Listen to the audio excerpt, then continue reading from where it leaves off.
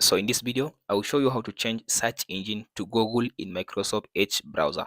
After you open the Microsoft Edge browser like this, now go to this three dot, go to settings, go to this option privacy search and services, scroll to down and go to this search and connected experience. So go to this address bar and search. So here is it now, search engine used in the address bar. So click on this option. So now go ahead and select Google default.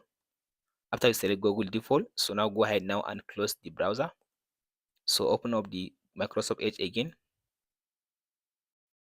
So after you open the Microsoft Edge again, now just go ahead and search for something.